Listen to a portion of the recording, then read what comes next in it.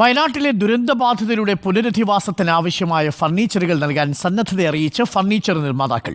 Reporter ടിവിയുമായി സഹകരിച്ചാണ് വീടുകളിലേക്ക് ആവശ്യമായ ഫർണിച്ചറുകൾ നൽകുക. ഇക്കാര്യം ഫർണിച്ചർ നിർമ്മാതാക്കളുടെ സംഘടന മുഖ്യമന്ത്രിയെയും അറിയിച്ചു.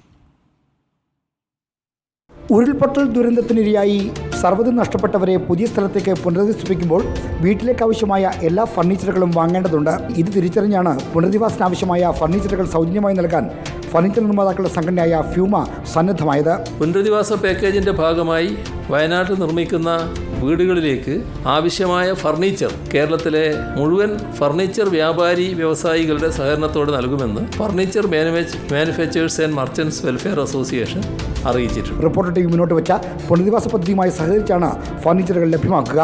ദുരന്തബാധിതരുടെ ആവശ്യം കണ്ടറിഞ്ഞാണ് ഇത്തരമൊരു ഉദ്യമത്തിന് തയ്യാറായതെന്ന് ഫ്യൂമ ഭാരവാഹികൾ അറിയിച്ചു. 400ഓളം വീടുകൾക്ക് ആവശ്യമായ മുഴുവൻ ഫർണിച്ചറും, അതായത് കട്ടിൽ, ബെഡ്, അൽമാര, ഡൈനിങ് സെറ്റ്, സിറ്റ് ഔട്ട് ചെയറുകൾ, ടീപ്പോയി, ഫ്ലോർ മാറ്റ്, ഇങ്ങനെയുള്ള മുഴുവൻ സാധനങ്ങളും 400 വീടുകൾക്ക് കൊടുക്കാനായിട്ട് നമ്മുടെ സംഘടന തയ്യാറാണെന്ന്. ഫർണിച്ചർ വ്യാപാരം ചെയ്ത് ജീവിക്കുന്ന ഞങ്ങളെ സംബന്ധിച്ച് ഞങ്ങൾക്ക് ഏറെ അഭിമാനകരമാണ് ഞങ്ങളുടെ ഓരോ പ്രൊഡക്റ്റും വയനാട്ടിലെ ബുദ്ധിമുട്ട് അനുഭവിക്കുന്ന ആളുകൾക്ക് എത്തിച്ചു കൊടുക്കുക എന്നുള്ളത്. സർക്കാർ ആവശ്യപ്പെടുന്ന മുറയ്ക്ക് ഫർണിച്ചറുകൾ കൈമാറാനാണ് തീരുമാനം. ഫർണിച്ചർ നിർമ്മാതാക്കളുടെ ഭാഗത്തു നിന്നുള്ള ഈ സഹായം സർക്കാരിനും ഏറെ ആശ്വാസകരമാണ്. റിപ്പോർട്ടർ, തിരുവനന്തപുരം.